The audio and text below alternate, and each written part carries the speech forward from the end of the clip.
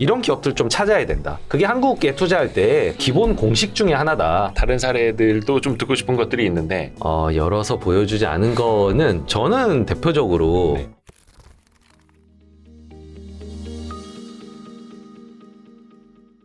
그리고 이 책 74페이지에 보면 국내 기업 사례, 해외 기업 사례, 경쟁 우위 요소 한 4가지 정도, 네. 고객 충성도, 전환 비용, 네트워크 효과, 비용 우위 등등을 이제 국내 기업들과 이렇게 비교해 놓으신 게 있으세요.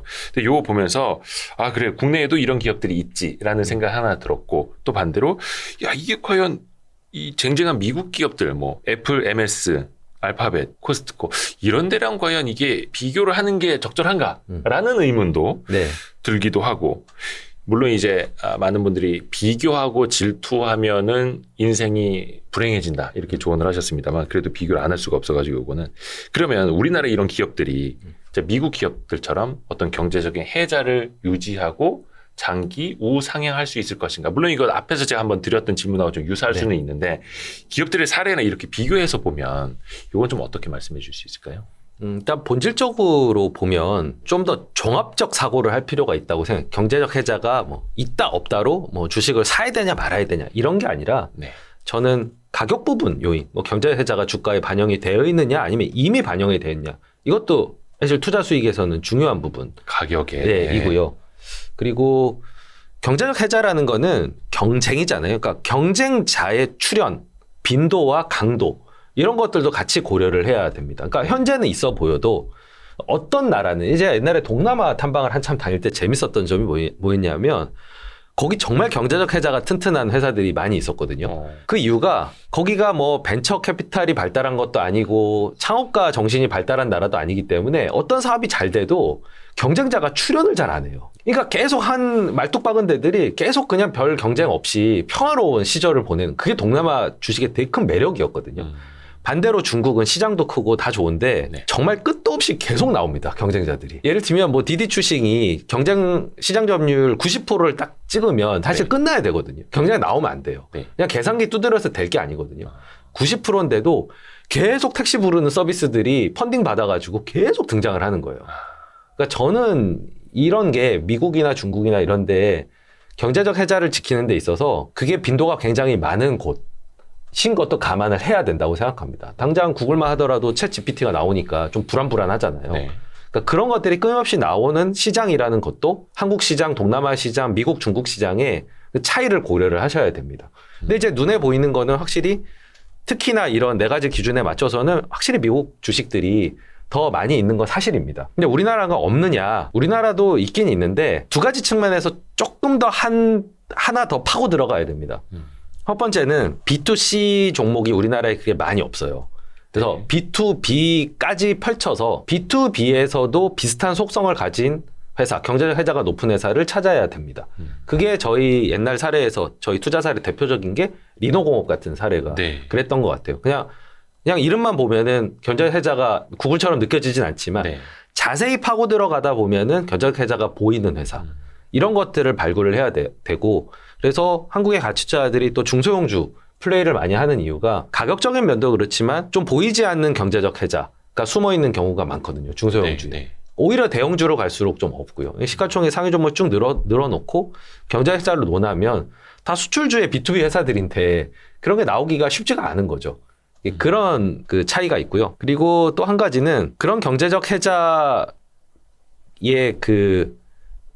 존재 가능성에 대해서 조금 더 넓은 관점에서 좀 볼 필요가 있다는 생각이 듭니다. 그러니까 예를 들면 경쟁 해자의 본질적인 요소가 좀 없더라도 어떤 경영자가 계속 경쟁자하고의 차이를 지속적으로 노력해서 간격을 유지하는 그러니까 남들이 예를 들면 영상을 다른 유튜브 채널이 매일 1개를 올리면 이 채널 볼 수 있고 저 채널 볼 수 있고 내가 뭐 경제 해자가 있고 나만 할 수 있는 건 아니잖아요. 나만 독점적으로 할 수 있는 컨텐츠가 없잖아요. 와이스트리트에서 예를 들면 김경일 교수님을 처음으로 출연시켜서 히트를 치면 다른 채널에도 여지없이 교수님이 나오신단 말이죠. 그렇죠. 금방 경제 해자가 좁혀지는 거예요. 대신 계속 김경일 교수님 같은 분을 발굴하시거나 혹은 남들 영상 하나 올 때 난 5개 올리거나 하루에 이런 식으로 간격을 유지하는 것도 같이 참조를 하면은 한국에서도 볼 수 있는 종목의 풀이 좀 넓어질 수 있습니다. 그렇게 해서 이제 경쟁력을 높여가고 또 경제적 해자를 계속해서 넓혀가야 되는 거고 그렇습니다. 깊이 파야 되는 거고 아까 잠깐 이제 리노공업 사례 말씀해 주셨는데 네. 대학생 때부터 투자를 오랫동안 해오셨던 케이스들이 예전 책에도 그렇고 여기도 네. 있고 뭐 대표적으로 동서 네. 같은 케이스도 그렇고 메일유업 이런 것도 많이 유명하죠. 혹시 조금 뭐 사례 몇 가지 좀 네. 이야기해 주실 만한 거 있을까? 이렇게 하니까 되더라 혹은 여러분도 이렇게 접근을 하면 여러분도 하실 수 있다라거나. 네. 근데 이게 과거에 종료된 거 말고 현재 갖고 계시는 걸 듣고 뭐 물론 그건 이제 컴플라이언스가 허용하는 안에서. 예, 뭐 일단은 책에 있는 케이스로 얘기를 드리면은 네네네. 저희가 2003년도에 VIP 투자자문을 설립하고 나서 그때서부터 약 3년간 저희 포트폴리오에서 가장 높은 비중의 종목이 리노공업이었습니다. 그때 리노공업 어떻게 발굴하게 됐냐면 일단 이름을 갖고는 아무것도 추측할 수가 없는 회사잖아요. 네, 그게 뭐 오리온 롯데칠성 발굴하듯이 할 수 있는 회사는 아니었고 뭐 앞에 리노만 들어보면 세련돼 보이는데 공업을 들어보면 또 고루해 보이고. 그렇죠. 그걸 아직까지 안 바꾸고 있는 것도 좀 신기한데요. 네. 영업이익률이 40%를 넘게 계속 유지를 하고 있는 것 때문에 보기 시작했습니다. 그것도 첨단 산업에서. 네. 네. 보통은 이제 을이라 그러죠. 그 납품하는 회사들이 이렇게 이익률 유지하기가 어렵거든요. 바로 호출이에요. 야, 나는 10% 내는데 넌 40%를 내는 게 말이 되냐. 그렇죠, 그렇죠. 이렇게 나오거든요. 네. 좀 특이한 거예요. 그래서 이제 분석을 해보고 탐방을 간 거죠. 탐방을 가서 납득이 됐습니다. 어떻게 그 영업이익률이 나올 수가 있고 향후에도 유지가 될 수 있겠는지 네. 그런 것들이 납득이 된 여러 가지 요소들이 있었습니다. 예를 들면 이게 굉장히 이 핀이라고 하는 게 미세 공정이기 때문에 네. 일단 만들기가 쉽지가 않고 그리고 고객마다 다 이게 그 스펙이 다르기 때문에 맞춤형으로 제조해줘야 되는 다품종 소량 생산이고 게다가 소모품이에요. 테스트를 하고 나면은 그 버려야 되거든요. 그렇죠. 그래서 그 전에 저희가 뭐 공부를 해놓은 게 있기 때문에 이런 요소가 있으면은 좋은 비즈니스다라는 거에 일단 좀 들어맞았습니다. 근데 이렇게 돈을 벌면 다른 데들도 하고 싶을 거 아니에요. 네. 그러면 경쟁자를 어떻게 퇴치할 수 있느냐에서는 이제 뭐 여러 가지 얘기를 했는데 제가 꽂혔던 거는 한국 민족은 젓가락을 쓰는 민족이라서 손이 섬세하고 네. 우리 그 부산 아지매들의 숙련도 네. 이런 거는 단계에 따라잡을 수 있는 게 아니라 수율이 안 나온다. 이런 거에 제가 좀 공감을 하게 됐습니다. 네. 그래서 이제 많은 비중을 이제 사게 됐는데 여기까지는 이제 성공담이죠. 네. 네, 그 이후에 계속 회사 잘 됐으니까요. 약간 좀 아픔이 있지 않습니까? 네, 이게 근데 한 3년째 보유할 때 어떤 얘기가 들렸냐면 이게 핀을 소켓에 끼워가지고 반도체 이렇게 딱 접촉, 이게 스프링이 있거든요, 핀에. 그래서 네. 탁 접촉을 해서 그렇죠. 이게 제대로 워킹하는지를 보는 건데 비접촉식 기술이 개발됐다는 얘기를 들었습니다. 그래서 그거를 확인을 백방으로 해봤는데 확인 잘 안 되는데 너무 불안한 거예요. 왜냐하면 비접촉식이 접촉식보다 무조건 좋은 거기 때문에 이게 나오면은 여기는 이제 집에 가야 되거든요. 그래서 결국은 이건 결론이 안 난다 해서 그때 결국에는 매도를 했습니다. 이게 B2B의 조금 한계인데. 한 3년 보유하시고. 네. 네. 한 2배 정도 오르고 이제 팔았는데. 네. 사실은 그 전에 뭐 저희가 뭐 현대중공업이니 조선이니 뭐 이런 거 많이 있었기 때문에 또 그렇게 두드러진 기여를 했던 건 아니에요. 함년 한 2배 정도 올랐던 게. 훨씬 많이 오른 종목들이 많았거든요. 그러고 나서 결국 비접촉식은 아직도 나오지 않고 있고. 네. 그 사이에 10배가 올랐습니다. 예. 그래서 그 수익의 기회를 놓친 거죠. 이게 주식 어려운 겁니다. 그러니까 리노공업은 사실 그 중견입니까? 뭐 중소기업입니까? 하여튼 그 중소기업들 중에서도 굉장히 좀 위대한 네. 예, 기업으로 꼽히는 기업이기 때문에 물론 여기도 이제 경쟁자는 뭐 TSE나 ISC나 뭐 뭐 SG 도 많기는 있고요. 예. 한데 그래도 또 꾸준하다라는 게 대단한 거고. 네, 그만큼 또 산업이 많이 커졌고, 그리고 여기가 약간 정체기를 겪다가 예. 이 비메모리 쪽으로 시장이 또 아. 열리고, 그러니까 스마트폰용 AP가 나온, 뭐 이거는 사실 저희가 투자할 때는 예상할 수 없었던 이슈였고요. 그때 뭐 스마트폰도 없던 시절. 네, 그러니까요. 예. 그러니까 그런 게 이제 여러 가지 운이 따랐는데, 아직도 굉장히 존경할 만한 대주주의 경영. 진짜 우리나라 지방에 저런 회사들이 많으면 우리나라가 부국이 될 텐다라는 예, 그런 느낌을 준 회사인데 10배를 놓친 거에 대해서는 반성을 하고 있습니다. 아이, 별 말씀을요. 근데 사실 그 리노공업 사례뿐만이 아니라 다른 사례들도 좀 듣고 싶은 것들이 있는데 뭐 조금 뭐 얘기해 주실 수 있는 게 뭐 있어요? 원체 이제 동서랑 리노공업은 예. 몇 번 이제 언급을 해 주셨던 거고 네. 아직 그 이렇게 열어서 보여주지 않은 거 하나만.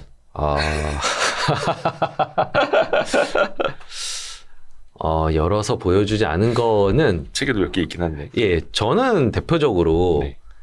그 돌이켜 봤을 땐 어떤 우리나라의 그 이 기저에 있는 흩어져 있던 어떤 경쟁력들이 한 점으로 딱 모이면서 예. 이게 우리나라를 대표하는 산업으로 이렇게 도약하는 이런 경험들을 많이 했거든요.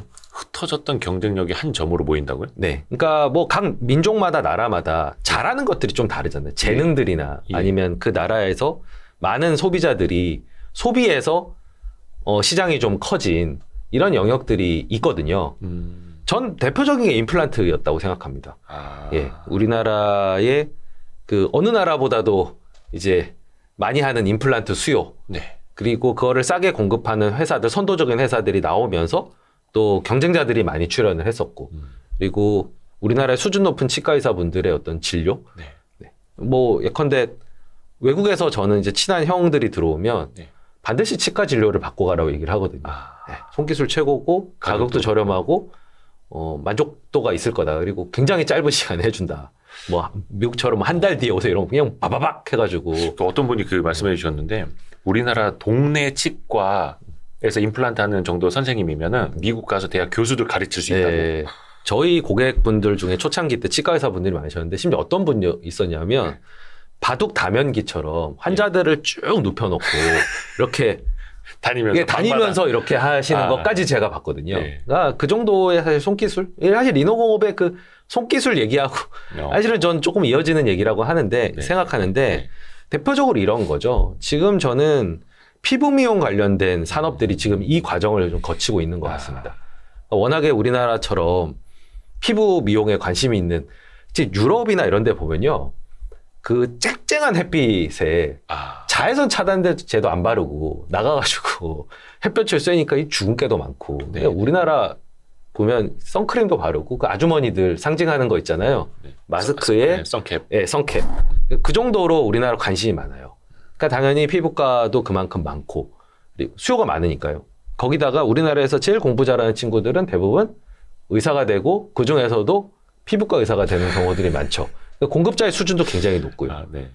그러면 여기에 공급하는 여러 가지 이제 기구들이나 기계들이 있을 텐데 그런 것들이 우리나라는 제조업의 나라잖아요. 잘 만드는 겁니다, 그거를. 거기다가 의사분들이 피드백 주는 거를 잘 탑재해가지고 정말 그 아이디어가 들어가 있는 기본이 탄탄한 기기들을 싸게 만드는데 그게 해외 나가니까 그 메이드 인 코리아 원더풀 이렇게 되는 거죠. 야, 이거 들어갈 거 다 들어가 있고 아이디어도 좋은데 싸니까요.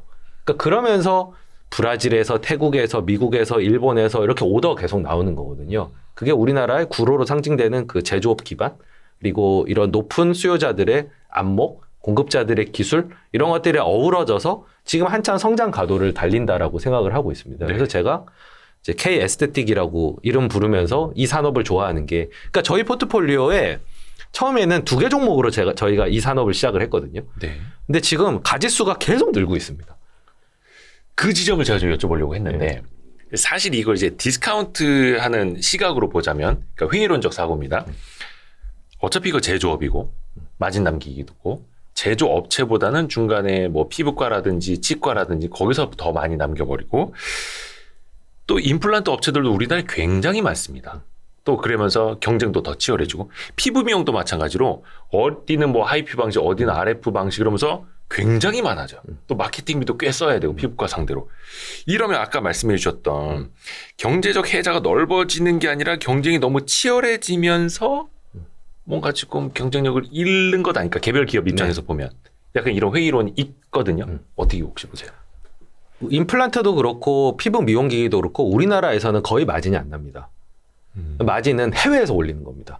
대부분. 그러니까 우리나라는 테스트 베드 같은 거고요. 이미 성숙한 시장이고. 네. 이거를 바탕으로 해서 나가서 돈을 버는데 문제는 아무나 나간다고 해서 돈을 벌 수 있는 게 아니라 진짜 경쟁력이 있어야 되거든요. 가성비가 있든 뭐 대체 못할 기술이 있든 그런 게 있어야 되는데 그런 게 있기 때문에 해외에서 돈을 벌 수 있다는 거고 다행히 세계 시장도 커지고 있고요. 한국 시장 못지않게 계속 커지고 있는 시장이고 거기에 우리나라 또 사업가들의 그 특징 중에 하나가 영어를 잘 못하셔도 어떻게든 해외 나가서 이렇게 막 돌아다니면서 판로를 개척하고 파세요. 네. 그리고 어디 트레이드 쇼 있으면 나가서 부스 차리고 또 열심히 이렇게 브로셔 돌리고 그렇죠.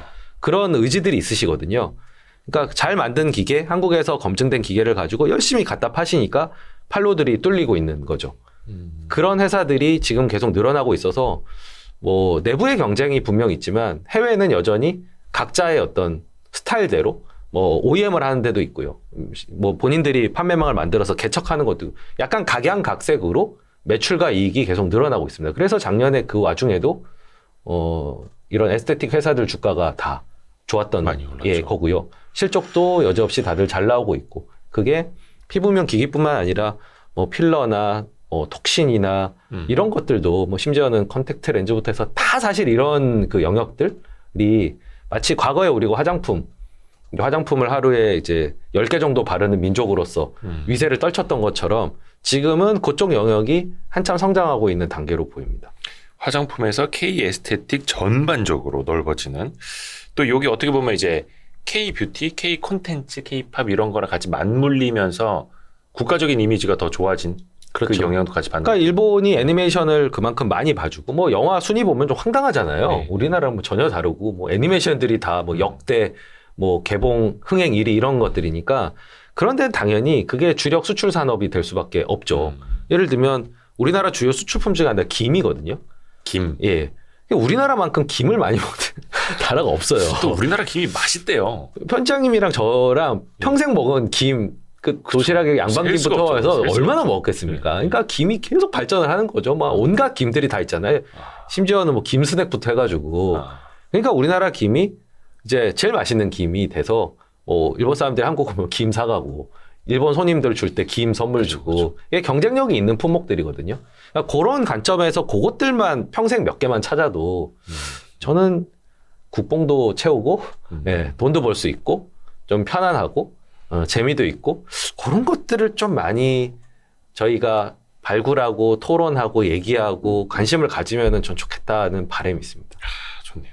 요거 좀 해외에서 더 수익이 많이 나는 기업들은 개별적으로 공부를 더 좀 많이 해봐야겠네요. 그것도 왜 업체마다 해외 그 수출 비중이 다 다르잖아요. 그럼요. 저희가 내수업체 2000년대 초에 네.